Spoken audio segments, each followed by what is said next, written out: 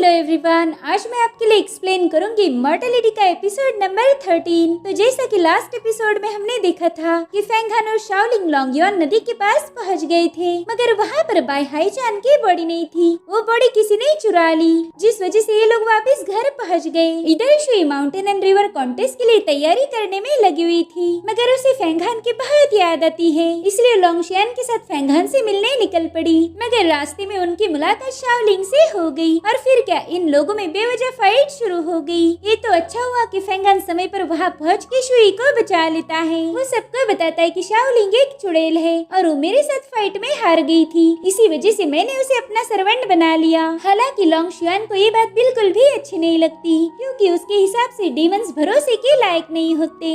अब आगे तो हम देखते कि फेंगहान लोंगशियान से कह रहा था कि आपके पास काफी यूनिक स्किल है और आपने मुझे उसकी इनसाइट बताकर मेरा काफी फायदा किया है। वो स्किल आगे चलकर मेरे बहुत काम आएगी। मगर इन दोनों की बातों से शुई बहुत ज्यादा बोर हो जाती है, क्योंकि उसके साथ कोई भी खेलने के लिए तैयार नहीं था। वो लोंगशियान से कह रही थी कि आपने मुझे वादा किया था कि आप मुझे खेलने दोगी, लेकिन आपने प्रॉमिस तोड़ दिया। जिस पर लोंगशियान कह रही थी कि पिछली बार डीमन बैटल फील्ड पे फेंगहान ने तुम्हें बचाया था, मगर माउंटेन एंड रिवर कॉन्टेस्ट से ऐसा नहीं होगा। ये कॉन्टेस्ट तुम्हें खुद के दम पर जीतना होगा। अभी तुम्हारे पास समय है, तो इस समय का अच्छे से यूज करके प्रैक्टिस करो, नहीं तो फिर कॉन्टेस्ट में तुम्हारे हाल बहुत बुरे होने वाले हैं।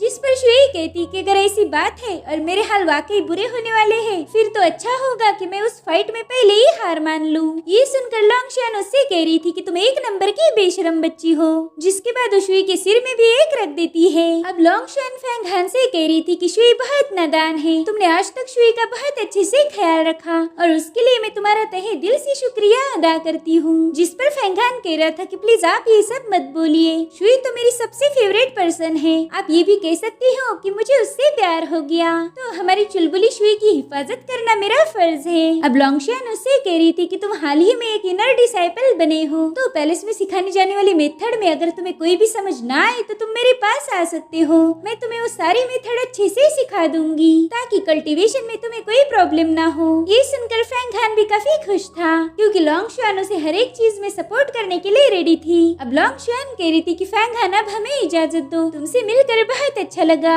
शुई तो ये सुनकर काफी ज्यादा नाराज हो गई। वो कहती अरे अभी तो हम यहाँ पर आए थे। तो लोंगशियान उसे बताती कि जल्दी माउंटेन एंड रिवर कॉन्टेस्ट होने वाला है। तुम्हें क्या लगता है कि सभी लोग तुम्हारे जैसे बस टाइम पास करते होंगे? तुम्हें छोड़ के सभी को अपनी अपनी प्रैक्टिस करनी है। इसीलिए अब शुई ना चाहते हुए भी उसके साथ जाने के लिए तैयार हो जाती है। वहाँ से जाते वक्त शुई ने पलट के देखा और उसे वहाँ पर शाओलिंग दिख गई, तो उसे टेढ़ा मुँह करके चिढ़ा के चली जाती है। तो शाओलिंग भी टेढ़ा मुँह करके दूसरी तरफ देखने लगती है और अब उनके वहाँ से जाते ही फेंगहान ने शाओलिंग को टॉर्चर करना शुरू कर दिया। दरअसल फेंगहान ने शाओलिंग की बॉडी में एक स्पेल डाला था और उसी को कंट्रोल करके उसकी जान भी ले सकता था, जिससे शाओलिंग दर्द से तड़प रही थी। वो फेंगहान को रुकने के लिए बताती है। वो उससे पूछ रही थी कि आखिर तुम मुझे टॉर्चर क्यों कर रहे हो? जिस पर वो कहता है कि अगर मैं सही वक्त पर नहीं आता तो तुम अपनी मैजिकल सीक्रेट रेल्म की पावर का यूज करके उन दोनों को खत्म कर देती। जिस पर शाओलिंग कहती कि ना ये तो झूठ है, मैं तो बस उन्हें सबक ही सिखाना चाहती थी, उन लोगों ने मेरा रास्ता रोका था। अब ये सुनकर फेंगहान उसे और ज्यादा टॉर्चर करने लगता है। वो कह रहा था उन्होंने तुम्हारा रास्ता रोका और मेरे ख्याल से तुम्हारा रास्ता बस मौत तक जाता है। मैंने तुम्हें क्लियरली बोला था कि तुम घर से बाहर नहीं जा सकती। जिस पर वो कह रही थी कि मैं तो घर के आसपास ही थी, क्या अब तुम मुझे एक जगह पर कैद करोगे? इतना बुरा बर्ताव तो जेल के कैदियों के साथ भी नहीं होता। जिस पर फेंगहान कह रहा था कि शुक्र मनाओ मैंने तुम्हें कैद किया, अगर तुम्हारी शक्ल मेरी पुरानी दोस्त जैसी नहीं दिखती तो आज तुम जिंदा नहीं होती। इसलिए बेहतर होगा कि तुम कैद और आजादी की बातें ना ही करो और आइंदा से ऐसी कोई हरकत मत करना। जिसके बाद वो गुस्से में वहाँ से चला जाता है। शाओलिंग भी उस पर बहुत ज्यादा भड़की हुई थी। चूँकि फेंगहान पर वो हाथ नहीं उठा सकती थी, इसलिए वो फर्श पर ही जोरदार पंच मार देती है। जिसके बाद हमें वान लियो पिक का सीन दिखाया जाता है, जहाँ पर नानशियान किंग वेई को लेकर पहुँच गया था। नानशियान वहाँ जाते ही वान लियो को ग्रीट करता है। वो कह रहा था सीनियर, ये है फैंग किंगवेई और ये जीडियन पिक की डिसाइपल है। तो किंगवेई भी उन्हें ग्रीट करती है। तो वान लो उससे कह रहा था कि किंगवेई बहुत ज्यादा टैलेंटेड है और काफी ज्यादा चार्मिंग भी।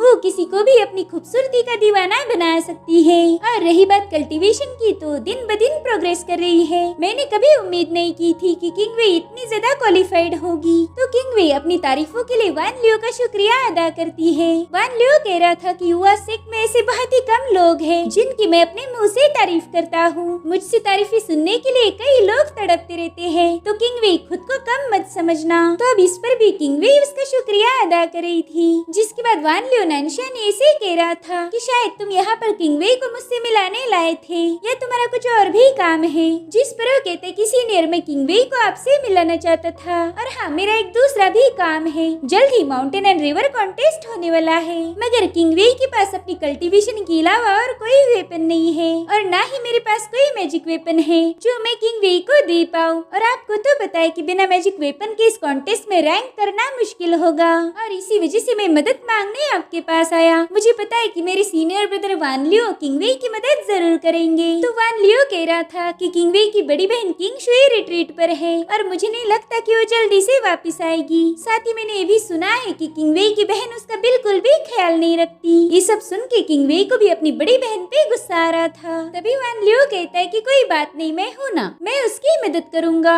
जिसके बाद वान लियो किंगवेई को एक खास मैजिकल वेपन गिफ्ट करता है जो कि एक विप था। वो कहता है कि ये स्पिरिचुअल एनर्जी में सबसे खास है। वो कह रहा था कि इसमें सबसे हाईएस्ट लेवल की स्पिरिचुअल एनर्जी है जो माउंटेन एंड रिवर कॉन्टेस्ट में तुम्हारे काम आएगी। समय के साथ साथ तुम्हारी पावर भी इससे बढ़ जाएगी और फिर तुम आगे होने वाले हर एक कॉन्टेस्ट में अच्छा परफॉर्म कर पाओगी। इस मैजिक वेपन को पाकर तो किंगवेई बहुत ज्यादा खुश हो गई थी। वो तुरंत ही वान लियो का शुक्रिया अदा करती है। वही दूसरी तरफ हम जिन शिताई को देखते हैं जो जेल में बोर होकर पत्थरों से खेल रहा था और फिर तो इतना बोर हो गया कि सीधा जमीन पर ही लेट गया। वो कहता है पता नहीं ये दिन कब खत्म होगा। और तभी उससे मिलने के लिए एक बंदा पहुंच जाता है। वो जिन शिताई को आवाज दे रहा था। जिन शिताई भी हैरान था कि अब उससे मिलने कौन आया होगा और अब गौर से देखने के बाद उसे पता चलता है कि ये तो युवान जियान कॉन्ग है। जियान कॉन्ग उसे ग्रीट कर रहा था। तो जिन शिताई उससे पूछता है कि बताओ भाई, इतने दिनों में मेरी याद कैसे आ गई? ऐसा क्या हो गया कि तुम मुझसे मिलने आ गए? अब युवान को समझ नहीं आ रहा था कि वो जिन शिताई से कैसे बात करेगा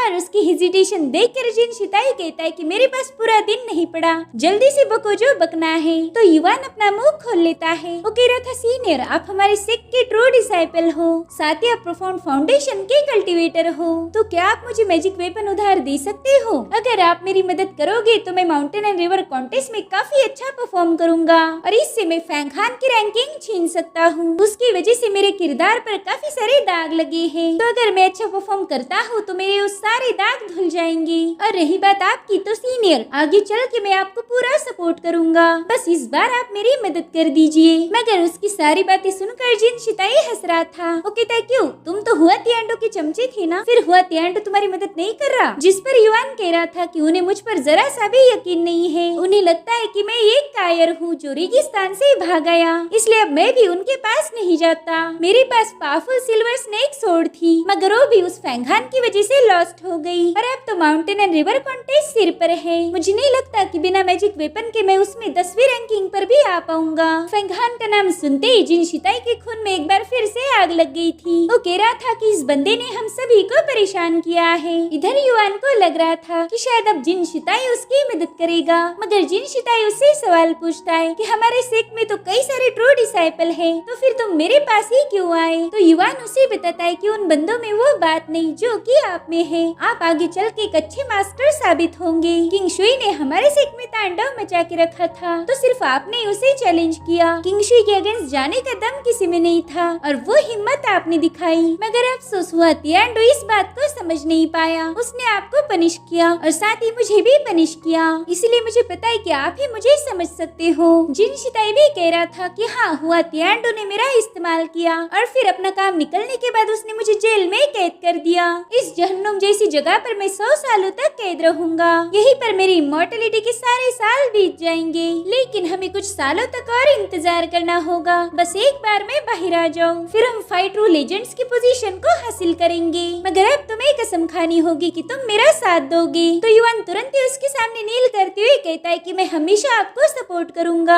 आपका साथ दे के मैं मेरा बदला भी पूरा करूंगा, मुझ पर लगे हुए कलंक को मिटा दूंगा। अगर आगे चल के मैं माना स्टेज पर पहुंच गया तो मैं आपसे वादा करता हूँ कि मैं आपको फाइट रू सक्सेसर में से एक बनाऊंगा, उसके लिए मैं आपको पूरा सपोर्ट करूंगा। इधर जिन शिताई भी सोचता है कि हाँ ये बंदा मेरे काम आ सकता है, अगर ये आगे चल के एक ट्रू डिसाइपल भी बनता है तो भी ये मेरे साइड रहेगा। तो फाइनली जिन शिताई कहता है कि ठीक है अब मेरे पास आ जाओ, देखो सबसे पहला तो तुम्हें बियान पिक पर जाना होगा। और फिर जिन शिताई उसके कान में कुछ बता देता है ताकि समहाउ युवान को मैजिक वेपन मिले। वही दूसरी तरफ हम फेंगहान को देखते हैं जो अभी भी एलिक्सर को एब्जॉर्ब करने में लगा हुआ था। यान भी वहीं पर टाइम पास करता है और तभी वो देखता है कि फाइनली फेंगहान ने उसे एब्जॉर्ब कर लिया। अब फेंगहान मेडिटेशन से बाहर आके बता रहा था कि वाकई स्टारडाउ जायंट मैजिक पिल टॉप ग्रेड का एलिक्सर है और इसी वजह से इसे एब्जॉर्ब करने में मुझे टाइम लग गया, मगर अब मैं फील कर सकता हूँ कि मेरी माना पावर काफी हद तक बढ़ चुकी है।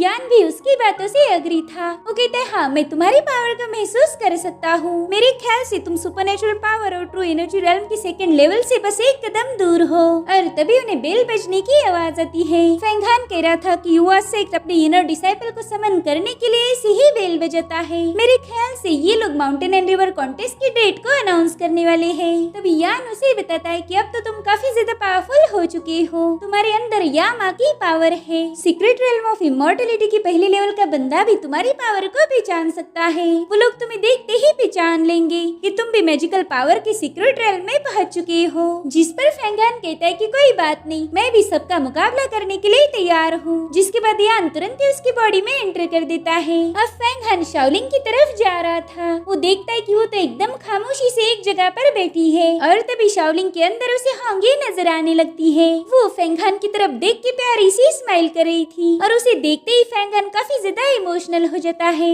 होंगी उसे हाई कर रही थी तो फेंगहान भी अपना हाथ आगे बढ़ाता है। वो होंगी को छूना चाहता था मगर तभी युवा सिख की बेल ने उसे डिस्टर्ब कर दिया। तभी शाओलिंग उससे पूछ रही थी कि ये लोग बेल क्यों बजा रहे हैं और उसकी आवाज सुनकर फेंगहान होश में आ गया था। वो समझ जाता है कि ये उसकी दोस्त होंगी नहीं। फेंगहान बता रहा था कि जल्द ही माउंटेन एंड रिवर कॉन्टेस्ट होने वाला है तो शायद ये बेल उसी के अनाउंसमेंट के लिए बजाई जा रही है। चलो हमें सेक्ट में जाना होगा और याद रखना तुम मेरी नजरों से ओझल नहीं होगी और ना ही कोई पंगा खड़ा करोगी। तो अब शाओलिंग भी चुपचाप से उसे फॉलो करने लगती है। सेक्ट के रास्ते में कई सारे खूबसूरत गार्डन्स थे जो शाओलिंग को बहुत ज्यादा पसंद आते हैं। इनके आगे ही 3 डिसाइपल थे जो शानी फोर्ट के रीबिल्डिंग के बारे में बात कर रहे थे। उनमें से एक बंदा कह रहा था कि इस साल हमारे कई सारे टॉप डिसाइपल मिशन पर गए हैं, इसलिए हम आसानी से शानही लिस्ट में अपनी जगह बना सकते हैं। अगर हम उस लिस्ट में अपनी जगह बना पाए तो हमें काफी अच्छे रिवॉर्ड्स मिल सकते हैं जिसमें पावरफुल और सुपीरियर वेपन्स शामिल है। फेंगहान चुपचाप से उनकी सारी बातें सुन रहा था। वो बंदे कह रहे थे कि जो भी फर्स्ट प्लेस हासिल करेगा भाई उसे तो immortality pill as a reward मिलेगी। पिछली बार के माउंटेन एंड रिवर कॉन्टेस्ट में इतने खास रिवॉर्ड नहीं दिए गए थे मगर इस साल का कॉन्टेस्ट कुछ खास है। मैंने तो एक ट्रू डिसाइपल से एक मैजिक वेपन भी उधार लिया है। इस बार ज्यादा कॉम्पिटिटर नहीं है तो मैं शानही लिस्ट में अपनी जगह आराम से बना सकता हूँ। अरे वो तीनों डिसाइपल अपने सीनियर के पास पहुँच गए थे जो कि था नानशियान।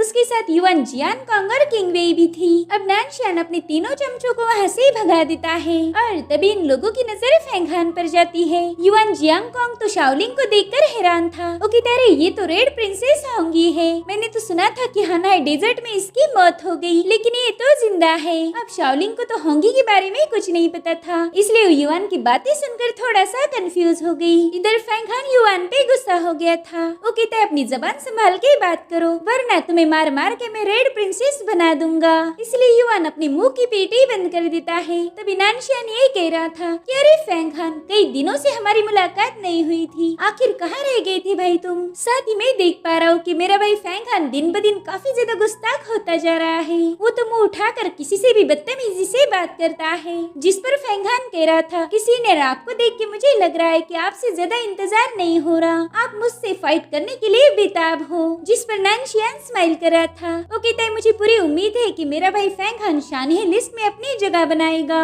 अगर तुम्हें कर पाए तो हम दोनों एक मीटिंग रखेंगे, उसमें हम दोनों एक दूसरे से कुछ न कुछ सीख सकते हैं। मगर फेंगहान उसे बिना जवाब दिए वहाँ से जाने लगता है जिस वजह से नानशियान उस पर हंस रहा था। वहाँ पर मोटू पतलू भी मौजूद थे जो फेंगहान को देखते ही डर के हमारे अपनी नजर नीचे कर लेते हैं। और ये चीज नानशियान ने भी नोटिस कर ली थी। इधर शाओलिंग फेंग हान से कह रही थी कि तुम तो डीमन एम्परर के वंशज हो, फिर तुम लोगों की ऐसी बेइज्जती सहन कैसे कर लेते हो? तुमने तो उन्हें कड़ा जवाब देना चाहिए। तो फेंग हान उससे पूछता है कि अब तुम ही बताओ कि तुम्हारे हिसाब से मैंने क्या करना चाहिए। जिस पर वो कहती है कि अगर मैं तुम्हारी जगह होती तो उन सभी कुत्तों को खत्म कर देती। जिस पर फेंग हान कहता है कि ये युवा माउंटेन है, ना कि तुम्हारा अंडरग्राउंड वर्ल्ड। यहाँ पर डीमंस नहीं बल्कि इंसान रहते हैं। अगर हमने यहाँ पर अपनी मैजिकल पावर का यूज करके किसी को खत्म किया तो उसकी हमें कड़ी से कड़ी सजा मिलती है। यहाँ पर पनिशमेंट के लिए खास टियानशिन टेरेस बनाया गया है, जहाँ पर तुम्हें बहुत ही खतरनाक मौत दी जाएगी। मगर शाओलिंग को उसकी बातें फालतू लगती है, जिसके बाद वो फेंग हान से सवाल करती कि आखिर ये रेड प्रिंसेस कौन है, उसका और तुम्हारा क्या रिश्ता था।